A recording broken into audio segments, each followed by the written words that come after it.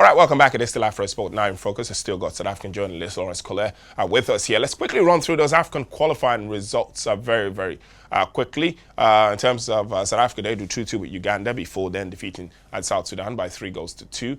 Ghana lost 1-0 to Angola at home and then drew 1-1 in Niger. They're in real trouble. Cameroon defeated Namibia 1-0, then drew 0-0 in Zimbabwe. Senegal were held to 1-1 draw at home by Burkina Faso before going away to defeat Burundi 1-0. That's a look at some of the big teams on the African continent. Of course, Super Eagles of Nigeria defeating Benin Republic by 3-0, and Rwanda drawing 0-0 with Nigeria. We don't have all the North African teams here, but they did also do pretty well in this qualifiers. Lawrence, let's continue. If you look at how the results have gone, apart from maybe Egypt and maybe some of the North African guys, some of the guys from the West, Senegal, Nigeria, Cameroon, they've not been able to pick wins. In some cases, Ghana losing at home, Nigeria not winning in Rwanda, Cameroon also not being able to win in Zimbabwe. No one's really, maybe apart from Nigeria beating, winning their home game 3-0, no one's really wiped the floor with anyone in this African qualifiers. Is that a measure of just how much African football is improving, or is it a case of the conditions not favoring some of the bigger teams who have players playing outside of the continent, the weather, the pitches? Why are games so tight? Look, I mean, it's something that I really thought about a lot, especially during this FIFA window. I mean, I saw Tanzania beat Guinea away from home. Um, I think Angola was one of the teams that actually wasn't done well. But I just think it's the conditions. The traveling conditions, the long flights, the bus drives, and what have you. I don't know what other shenanigans goes on, but the players, the teams are just knackered by the time they onto that pitch to play the qualifier itself, and they don't, get to that fluid best performances. Like the technical level of some of the national teams are not really that high, so it just becomes like a brute fight. For example, against South Sudan, it was just, cross after cross, set piece, and they were just trying to, beat South Africa with aerial dominance, and there was too much, toe-to-toe football being played, like we saw at the AFCON. It was some beautiful football. The qualifiers is just like it's rugged. You need to fight it out and just get yourself over the line. I mean, we even saw Morocco needing a 93rd minute win against Lesotho. Ironically, Lesotho was playing a home game in Morocco. So this is the type of things you can't even script anymore. You can't even explain it, but I do think the conditions, one, and then also just the style of play that, it's not teams, really going at each other, showing a lot of, tactical and technical prowess. It's just a fight sometimes. Do you feel sorry in a way for for national team coaches on the African continent, because it's really difficult to instill a playing style on the squad? You've only got them for a few days. After that, they're gone again. How do you judge a national team coach on the African continent when you can't get the team to play together for too long? You're probably going to play on not the best pitches in the world when some of the players you've got are used to playing on those kind of pitches. Yeah, I mean, look, it's bizarre. Like you said, for example, we played on a beautiful pitch in Orlando Stadium against Uganda, and then you travel to Juba in South Sudan and you play on an artificial surface. Like when we played in Rwanda, our artificial surface that was brutal.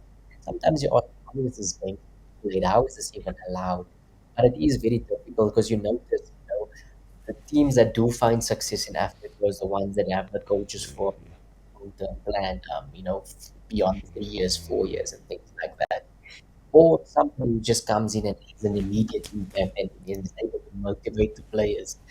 Um, so yeah, it's about finding that balance. But if you look at the teams that are struggling now, the big teams in Ghana, for example, they keep changing their coaches. They've got a honestly, I think they're one of the best teams in Africa, but their results are not showing it. but I think that's mainly just because they keep changing the coaches. You know what I mean? Nigeria as well, formidable squad, impressive squad, envious squad, so to say.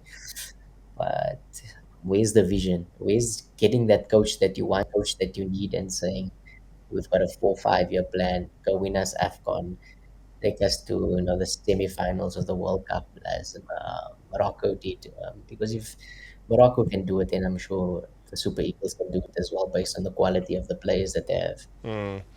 All right, one final question. And in terms of just what we've said about poor pitches, conditions, does that maybe, when qualifying for tournaments like the FIFA World Cup, does that maybe hamper Africa from probably getting the better teams to the tournament? Because there's a big likelihood that if you play, you have very short turnaround times, you play on bad pitches when you go away from home.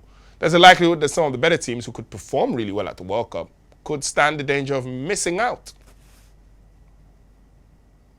No, I think generally when we go to the World Cup, the African teams they're glad to play on these good pitches.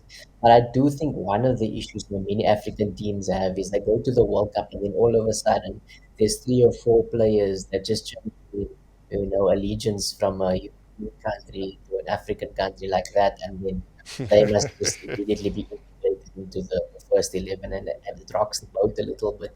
But I just think generally, if you have a core squad that you put together, you have a plan. It doesn't matter if it's playing for Real Madrid or I don't know Aqua United, or if you have a core squad that knows what they're doing, plays a good game plan of a coach, you can achieve something. For example, Morocco went into the World Cup as underdogs.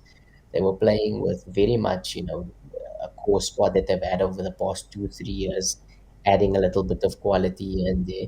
But for example, these players that they're bringing from Europe, Brahim, he doesn't just say, okay, the World Cup's coming up, I'm going to play for Morocco. He plays in the friendlies, he plays in the qualifiers, and he gets blooded in, integrated into the team. Perhaps what they're doing different. So obviously, many national teams, they just need to sort out their own home fields, and what happens away, I mean, that can't be controlled. But generally, I think we perform better on better surfaces, and we saw that in Cote d'Ivoire. It was amazing pitches, and it produced amazing football. All right, with really gone far as far as time is concerned. Any African teams who you think will be in trouble in these qualifiers? Looks like the Ghanaians have put themselves in a right pickle now. Yeah, I think the negativity that's brewing around the Black Stars at the moment is very dangerous. But usually, these guys, the teams, they struggle in the beginning, and then they end up, winning the last 3 games and qualifying on the final day. The fact that, two teams do qualify makes me feel like, there won't be many surprises All of, right. teams perhaps not Okay. going through. They'll I have scrape to through hold in it. the I end. have to really hold you there, Lawrence. Thank you very, very much for coming to on Afrosport Now in Focus. Good to have you some of the time. Thank you very much, Lawrence. Cheers.